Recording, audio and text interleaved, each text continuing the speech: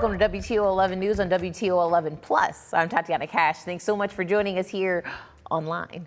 Okay, now this Sunday was beautiful and cool, but it was what's in store for the weekend is the question that's on everybody's mind, of course. So, of course, we need to ask meteorologist John Birchfield. John, what does it look like? Is it beautiful? Hey, Tatiana, tomorrow's going to be a milder day. We're going to be in the upper 70s, close to 80 degrees, and most of the day is looking dry, but there is going to be the chance for a late day shower as our next cold front arrives, and that'll be more of a late evening and overnight type event. Dry weather in 50s to start the day. By lunchtime, we'll be up in the 70s. Into the afternoon, you will notice the cloud cover starts to thicken up a little bit, and by dinner time through sunset, that is when some rain showers will begin to arrive with our next system. Again, Monday, mainly dry to start the day. This front comes through by the evening time, and overnight, we're going to start to see more likely rain chances. I have a full look at your hour-by-hour forecast, plus the impacts of that cold front on our temperatures coming up. Tatiana? All right, sounds good, John. Thanks. An F-16 fighter jet of the 180th Fighter Wing from that area was forced to jettison 2 fuel tanks over Hardin County around 10 o'clock this morning. Officials say it happened when a routine training mission had a mid-flight emergency. The crew was able to land the plane safely back at the Toledo Express Airport, and no injuries were reported. President Biden is wrapping up his trip overseas after the G20 summit in India and stopping in Vietnam. New polling finds how Americans feel about elected officials when it comes to their age. CBS has this report. President Biden in Hanoi Sunday meeting with Vietnamese leader Nguyen Phu Trong, seeking to strengthen ties between the two nations. Vietnam's top leaders are eager to establish what they call a comprehensive strategic partnership. It comes as U.S.-Chinese tensions persist, with China accusing the U.S. of a Cold War mentality by looking to build partnerships with other nations in the region. I don't want to contain China. I just want to make sure we have a relationship with China that is on the up and up, squared away. Still, while Mr. Biden was in India Saturday for the G20 summit, Chinese President Xi Jinping was noticeably absent, also skipping the summit, Russia's Vladimir Putin. In a joint statement, the organization meant to represent the top 20 world leaders did not explicitly call out Russia's aggression against Ukraine, instead focusing on the suffering of the Ukrainian people. No, I think it's very important that the G20 spoke as one. I mean, to some extent, maybe it's the G19 because obviously Russia is also here. It's part of the G20. But the fact that we have a statement coming out collectively, again, affirming the importance of Ukraine, its territorial integrity and sovereignty, that speaks loudly. Back home, a new CBS News poll found more than 3/4 of Americans, no matter their political affiliation, favor maximum age limits for elected officials. And just over half say the job of president or senator is too demanding for someone over the age of 75. Cristian Benavides, CBS News. Now to an update on a deadly incident out in Lambertville, Michigan. Now, Lucas County jail records say Edward Height is being held for the murder of his wife, Barbara Height. The Lucas County Coroner's Office say the 78-year-old woman is a victim of homicide after police responded to a call last Friday where officers saw Height assaulting his wife. She later died at the Toledo Hospital. And a local man, he's being accused of strangling a woman to death, is due in court Monday morning. 44-year-old Mark Hatcher allegedly killed Shannon Graham in the South Toledo home last Wednesday. The Lucas County Coroner's Office ruled Graham's death a homicide, and court documents say Hatcher strangled her during a physical altercation.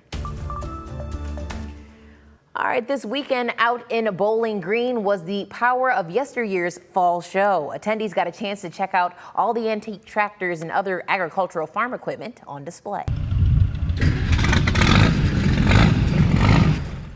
All right, this free event through the Historical Construction Equipment Association was hosted by Wood County's Power of Yesteryear organization. Now, this happens the second weekend of every September, every year, and features antique and vintage tractors, gas engines, and other pieces of farm equipment. Organizers say having events like these help showcase the history of farming while giving farmers the chance to just teach the public. Particularly the old ways of farming, and since so few people live on the farm now, and many of us still do live on a farm or farm a little bit, it allows us to explain that to the people who come out to the show. Power of Yesteryear's next event is going to be the Vintage Farm and Construction Toy Show next April. All right, now, of course, we're talking about fall, and it's getting closer and closer, but the Toledo Botanical Gardens still had an array of summer colors for its Sundress and Big Hat Day Party. This is the 4th year for Sundresses and Big Hats. It's hosted by the Social Butterfly Organization, and each year, one local nonprofit organization is picked, and funds are raised during the luncheon to go towards the organization. Now, this year's local nonprofit is the Ovarian Cancer Connection. It's exciting, and we're so thankful for them, because without organizations, without fundraisers like this, we wouldn't be where we are today. And we, like I said, we are strictly a local nonprofit. We're not affiliated with any national organization, so all the money stays here. Which is great. Now, the Social Butterfly was able to raise nearly $600 for the Ovarian Cancer Connection. John?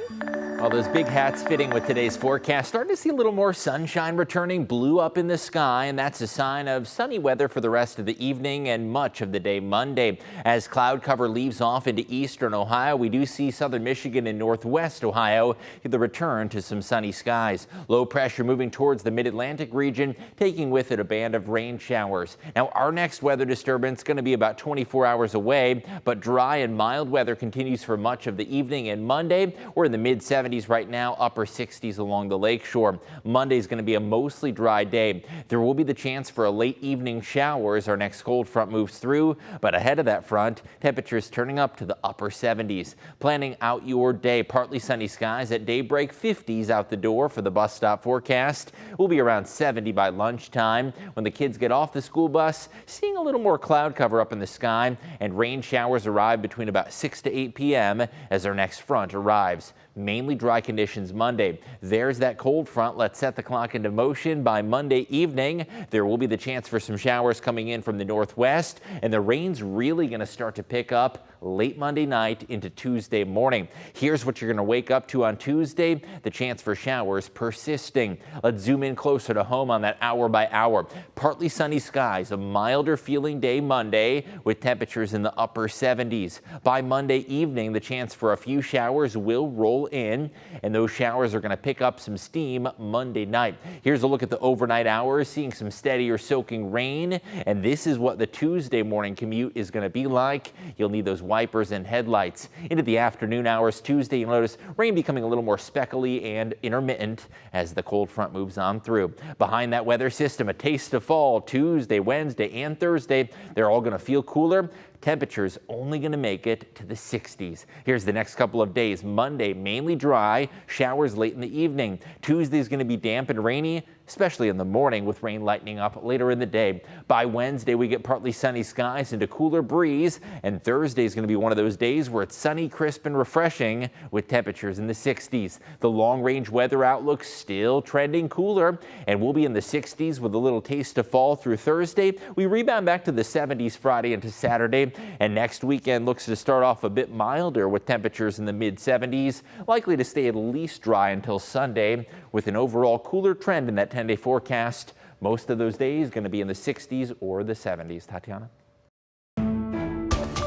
Hold the cart, Danielle. This is a team effort. Do you want a salad today? Yes. Okay. Oh, I like salad too. The little ones are the little balls of hate. Right. All right, folks, WTOL 11 News at 4 is going to start tomorrow. The goal of this newscast is to give you the news and weather, but of course also share even more about many great people, places, and organizations right here in our local organizations. Now, we have, well, rather communities as well. We have live in-studio guests, some chances of interaction with you at home, and of course our entire team has been working hard for weeks, and we cannot wait to finally share this show with you. Please be sure to watch. It is Kaylee Kirby, Dan Cummins, myself, WTOL 11 News at 4, starting tomorrow. You definitely want to be there. Yeah. I'm just very excited about it, I guess. And of course, on Tuesday, another Flag City Honor Flight is going to be taking off. This time, 83 veterans are traveling to Washington, D.C. to see the memorials built in their honor. WTOL 11's Dan Cummins, of course, is going to be there with them throughout the day. Stick with us on Tuesday. Of course, we're definitely going to be featuring it on the 4 p.m. show, so you don't want to miss it. He's going to be sharing their personal stories and all the excitement during this experience. This morning, the community gathered at the 180th Fighter Wing for their second annual Stinger 5K, and our photojournalist Ryan Lucci was there to see it all. This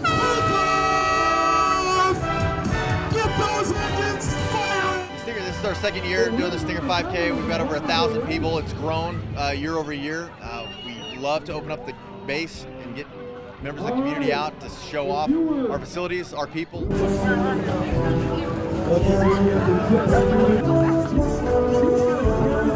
I'm a Navy retiree. Truth be told, I did do 10 years in the Air Force before I did my 10 years in the Navy. I did 4 years in the Air Force.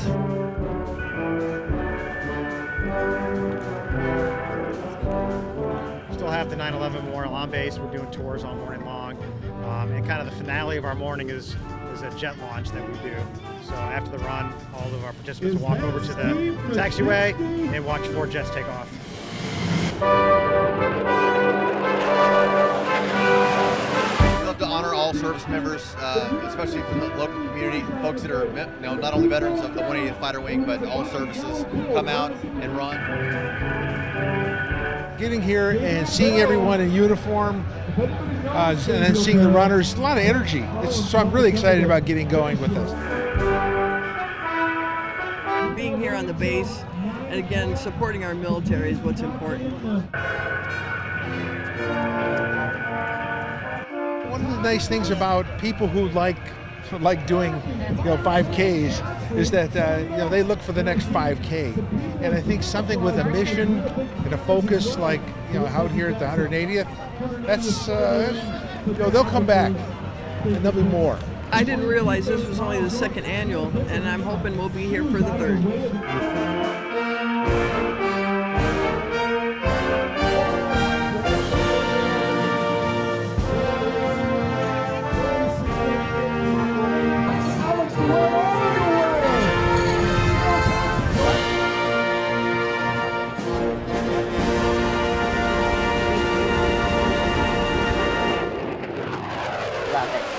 That music is so triumphant. I feel like I just watched like the grand finale of a movie. Right? Now I'm pumped up to go. Made it across the finish line. I could hear the 180th flyover earlier today. It's super loud there. Very intense. Yeah. Very glad that, of course, during the routine training exercise I mentioned earlier, no one was hurt. Things happened, but the danger avoided and things were great, and no complaints about weather, honestly. Oh yeah, they got a nice day today, and it was good to see that sunshine again this afternoon. Tatiana turning brighter. As I said, Monday's going to be a mainly dry day, but I did have to include that chance for showers, primarily around sunset and overnight. Tuesday's going to start off damp and rainy with a cold front dropping those temperatures and a little crisp taste of fall as we fall to the 60s Wednesday and Thursday. We do rebound nicely to the 70s Friday into Saturday with a warming trend into Sunday as well. We're less than 2 weeks away from the official start of fall, and right now you can see we're kind of inching towards those cooler temperatures, but not totally done with the warmth just quite yet.